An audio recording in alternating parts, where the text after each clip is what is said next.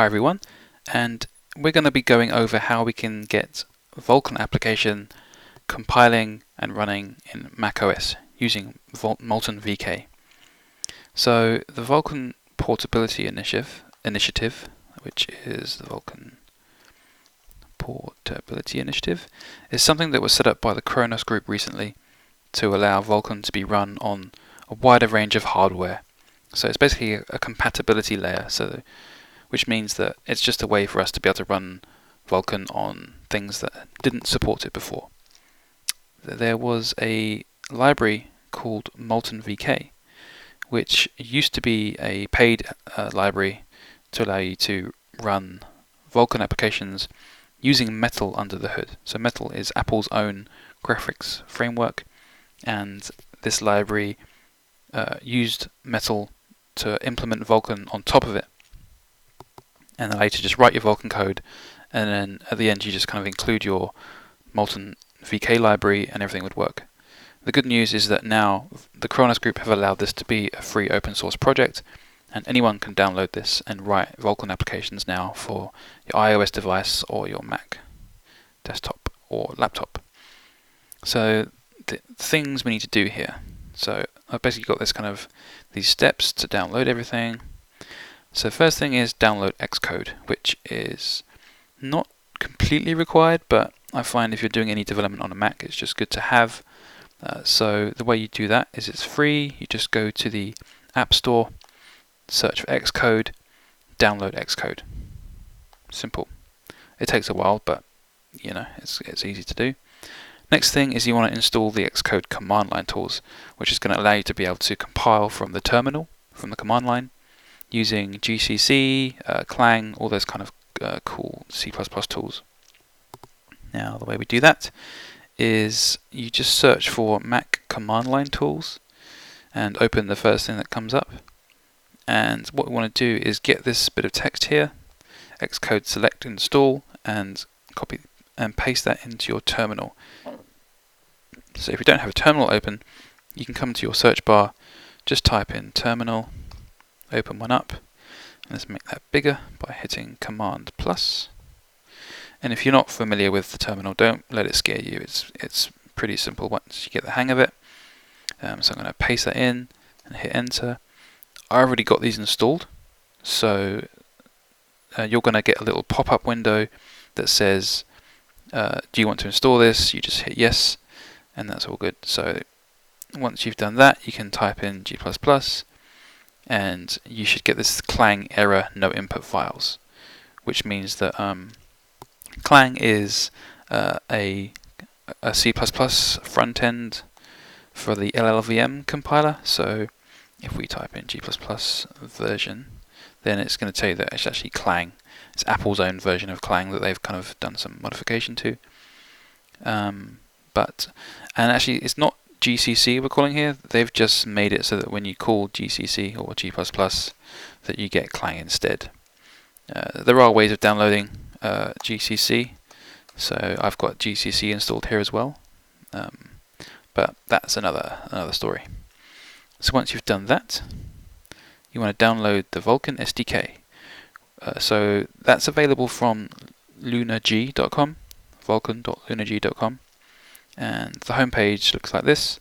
And all we do is you go to the SDK tab, come down to Mac, and I'm going to download this version here, which is the latest, which is 1.1.73, and I'm going to extract that to a location which you know, or you download it to a location that you know you're not going to touch, because rather than being installed into your system, the way it works right now is that you kind of extract it to a folder, and that folder is just going to stay there, and your application can reference that folder, find everything inside, and trust that it's not going to change.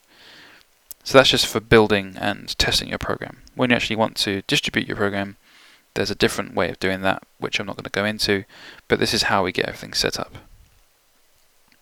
So that's quite easy. You just download it, extract it, and there's everything in here that you need, all the include files, the actual library files themselves, some documentation, basically everything you need. this actually includes the Molten VK library as part of this download, as well as all of the Vulkan headers and stuff. And it also comes with some extra cool stuff like the Vulkan HPP file, which is a C++ wrapper around a lot of the Vulkan stuff, which is really cool. And it also comes with this bin directory comes with a lot of applications for compiling your shaders. So once that's downloaded, you've extracted it somewhere. Now we need some way to kind of set up your terminal or your shell or whatever you want to call it, your command line, to be able to know where all of this stuff is.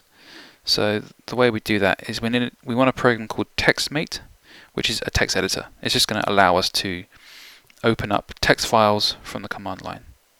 So what you want to do is go to macromates.com. If you just Google TextMate, then the first thing that comes up is what you want.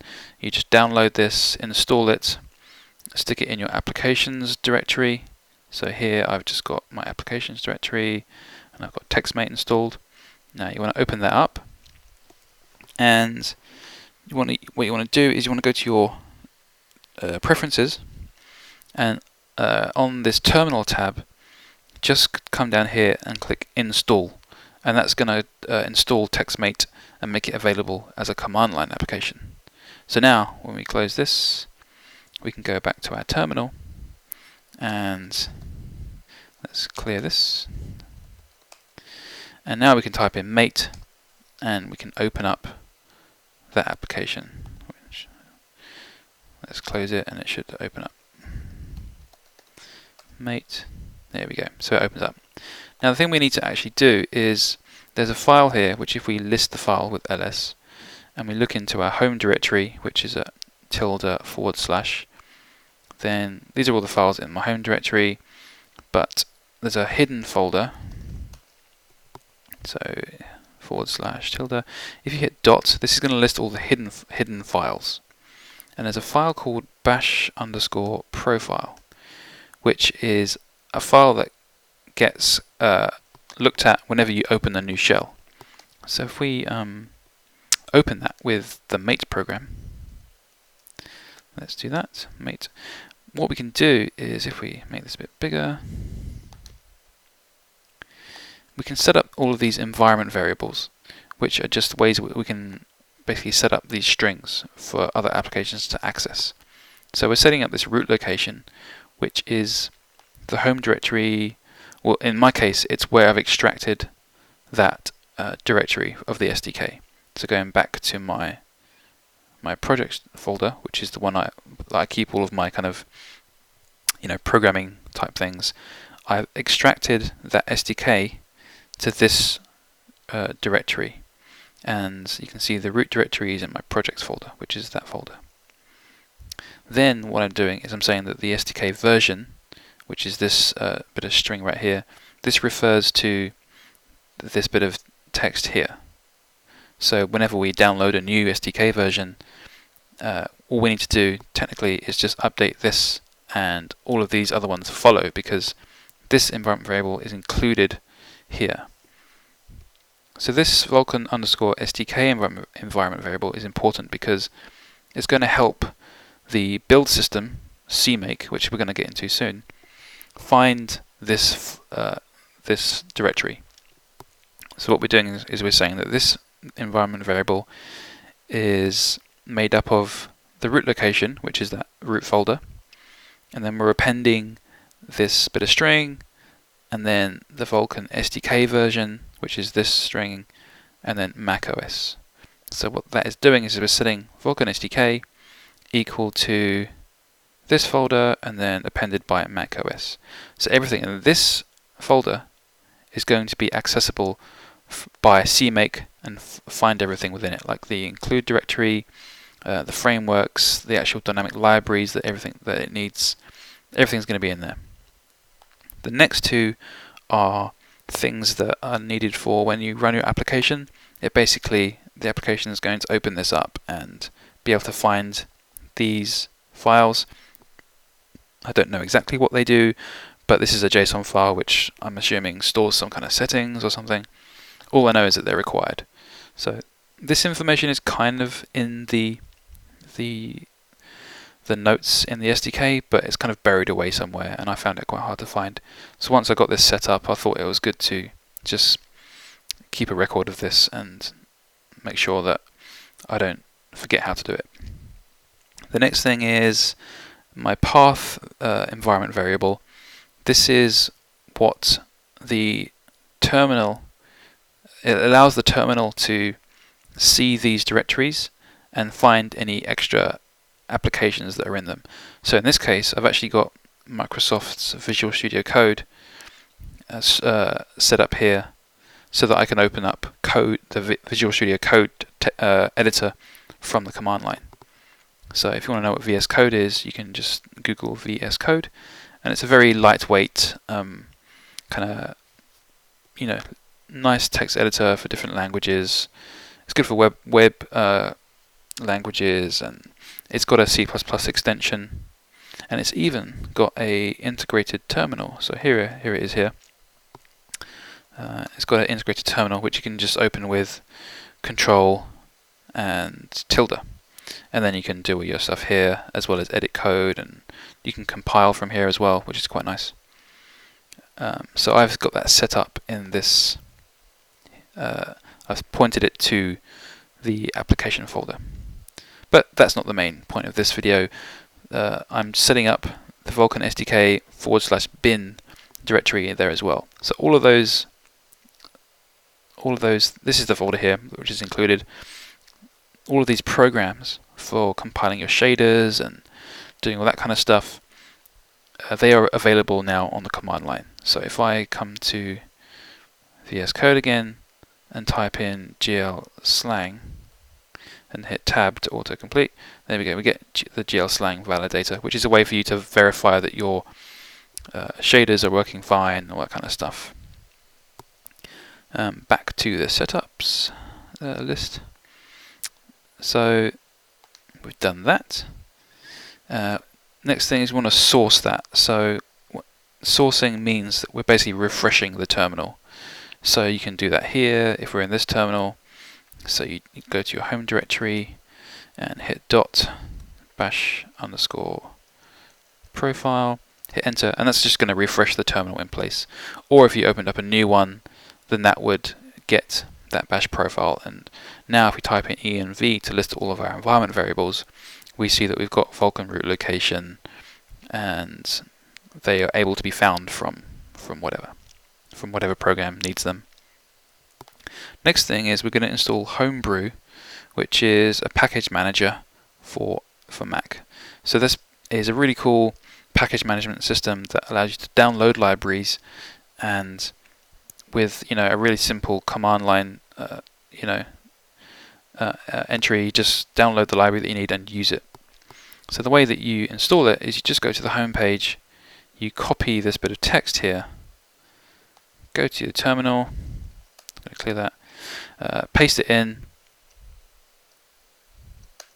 and then give it your password, and it's going to go and download Homebrew, get it all set up.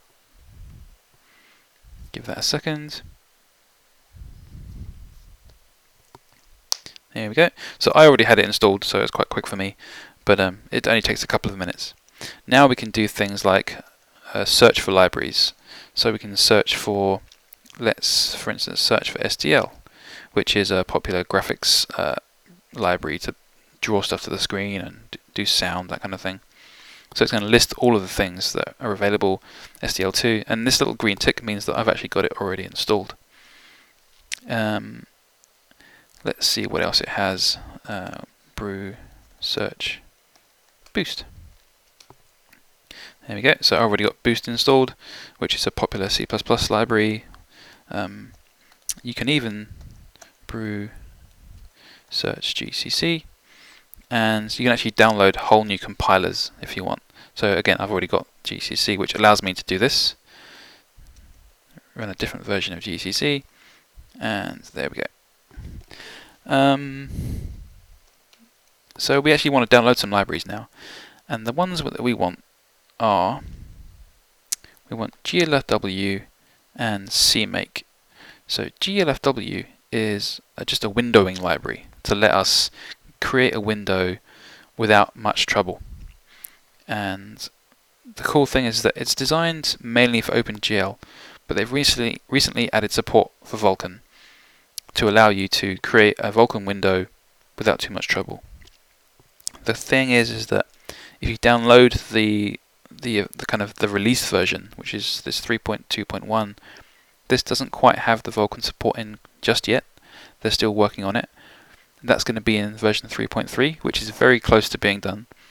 But the way that we actually get that downloaded and run is we need to tell Brew to install that latest version. And the way that you do that is you type in brew install, then the name of the library, and in this case it is just GLFW. Oops. And the way we get the latest is to type in -- head in capital letters, and that's actually going to get the latest from GitHub, download it, and install that for you, and that will give you all the latest Vulkan stuff that we need. And the next thing we need is to brew install CMake. And CMake, if you haven't used it before, is a way for us to compile and build C++ applications and set everything up with a simple script. Well, I say simple, but let's actually just fix this up because I should have cleaned this. Okay, so this is the actual CMake script that we're going to be doing. Firstly, I'll show you our actual Hello World application, where that lives, and how we can set up CMake. So in my projects folder, I've just got a folder called Vulkan Hello World, and in that folder I've got my main.cpp, which is the actual simple application. If I just preview that, it's not very big, it just creates a window and then destroys it. And I've got this CMake lists.txt. So this is what CMake uses to find all of the libraries and compile our application together. So let's go do that. Let's actually go to VS Code, because I've opened. If you go to open, just go to open. Actually, when you're on the home page, you'll see an open folder thing. So let's close the whole thing. Let's go close folder, because then I can show you how that works. So what you'll see is this in VS Code. See open folder, and I'm going to choose that Vulkan Hello World.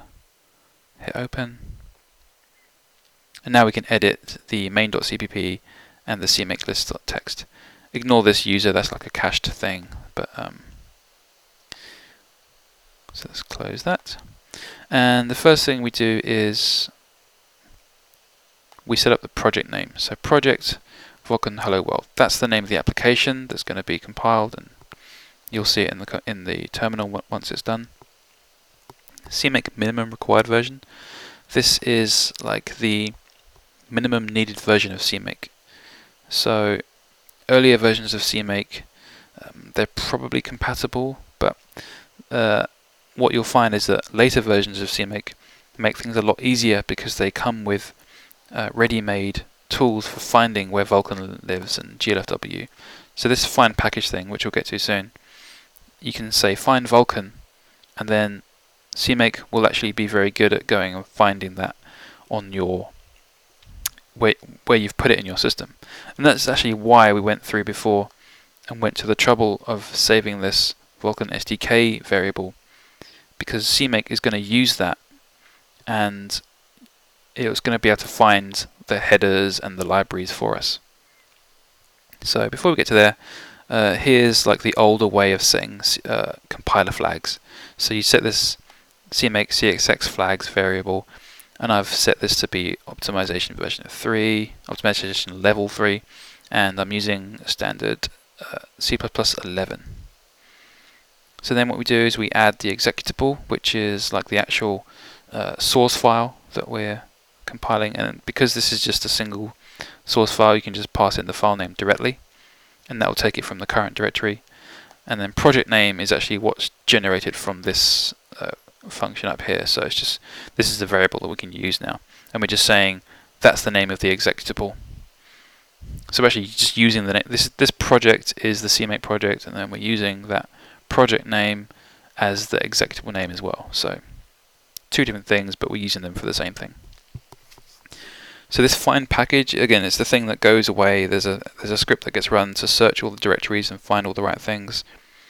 And then once it finds it, it's going to set up a load of variables in CMake, such as the include directories and the Vulkan libraries. They get set up for you, which you can just kind of use down here to make everything work. But what we do is we set this required kind of clause to say, if you don't find it, then you can't carry on, and CMake just kind of quits and says it didn't find it. So we do that for Vulkan and GLFW3. And we can also specify a version number. So the fact that we downloaded version 3.3, which was the head version, that's the minimum required that we need to use the Vulkan stuff. And then if Vulkan was found, then this variable is going to be true, and it's going to enter this block. And we can include the Vulkan include directories so that our application knows how to get the right headers and where they live. And then the last thing is we need to tell the compiler how to link our application with the libraries. So we're saying that we're going to link the project name, which is, well, that's the executable, with the Vulkan libraries and the GLFW library. And that's pretty much all we need. So the way you use CMake is you typically build your application out of the directory where the source is. So that's called an out of tree build. So what a lot of people do is they make a directory. So let's go to make the build, and I've already got that folder, so I'm going to cd into that directory, so cd build, and I've got some files there already, so I'm going to actually just remove them so I can show you what it's like doing this from scratch. And if you can't see this, I'm just going to increase the terminal font size, let's make that a bit bigger. There we go. And go back to our main.cpp. So the way that we do this is we type in CMake and then ... which is going to go back up to the directory we were just in before, which is where the source file lives, and where that CMake lists.txt file is. And CMake is going to look for that CMake list.txt file, which is that script that we just went through. And you hit enter, and what it does is it detects what compiler you have installed. It says it found Vulkan, and there we go, it found the dynamic library. And basically there's no errors, so I assume that everything worked.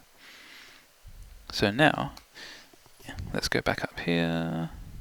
If we now type in make while we're in this directory, hit enter, then that's going to invoke the compiler, and it's going to compile our application, and hopefully we get no compiler or linker errors, and it says it built our target. So let's have a look in the directory and see what we got. We've got some cache files from CMake, which just means that it doesn't have to redo a lot of stuff. We've got the make file, which is when we typed in make, that's what was actually invoked to do the final bit of the compilation. And here we have our actual application. So we can run this and type in Vulkan hello world.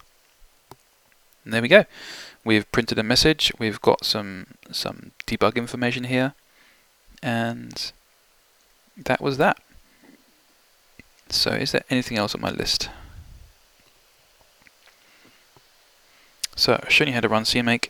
There's another way to get this set up, which is to use Qt Creator. If you want a different IDE, or if you're familiar with Qt Creator, it's a free IDE from the makers of Qt, which is quite a nice IDE, and you can just download this. If you just search for Qt Creator, you can download it separately from Qt. You don't have to use it with Qt. You can just come here and download it separately, which is not a big download. You just have to go through all of the the hoops to get through to the download, and you can download the online installer, or I think there's an offline installer as well. But the main thing about it is that you download it, and it's a very nice C++ integrated development environment, and other languages as well. But the way that you set this up is you first have to set up your kits, where a kit is basically a compiler and debugger. So under the preferences menu, and under build and run, if you go to compilers, it should auto detect any compiler on your system. And then under kits, you basically can add a new kit, and under the compiler you can forward it to one of those ones, that the Apple Clang compiler, and if you're going to be doing any debugging, you can just forward it to that one. The CMake tool, you have to also give it a path to CMake. Now when you download the CMake from Homebrew, this is the location it's going to be. So if we just do a quick ls user local bin, and I think CMake's here. Yeah, there's CMake. So I think this should work. I've got the actual real path there, but this is a symbolic link if you're familiar with what that is. But don't worry if you're not. You can just put user local bin CMake, and that should find CMake all fine. Now the next thing you want to do is all of those environment variables that we set up in the bash profile. Unfortunately, Qt Creator doesn't pick them up, so you actually have to go to this projects tab, and under the kit kind of builds thing, you have to scroll down to this build environment, and this list of things here, you have to add extra stuff. So the DYLD library path is something that all applications, when they start up, if they use a dynamic library, then they need to know where that is, and if they don't, then it's going to look in this environment variable path to see if it's there. So what we can do is populate that with the location to macOS /lib, and if I go back to my notes, then I've got that here. So DYLD library path, set that to be your, I've just set that manually without using the variables, just because I was getting something up and done quickly, but you can go in and set that up a bit more carefully if you'd like. And then the path, I might have set that wrong to be the older version. So the path, yeah, I need to update that to 1.1.73. That's in case you're using any of the shader compiler tools that it comes with. So I've set the DYLD library path, the VK ICD file names, VK layer path, and the Vulkan SDK. So I've just set them all up to be the same as if we were running in the shell. So once we've done that, CMake gets run in the background with the Qt Creator, but you can always run it manually as well. You can type run CMake. I think that's all good. If you hit play, and there we go. So everything's compiled, and we get the terminal here and just print it out, our debug information. So in a separate video, I'll probably go through this this code and see what it's doing. So hopefully that's all working for you. If it's not working, post something in the comments, and we can have a look and see what's wrong. But that's pretty much it. Thanks for watching.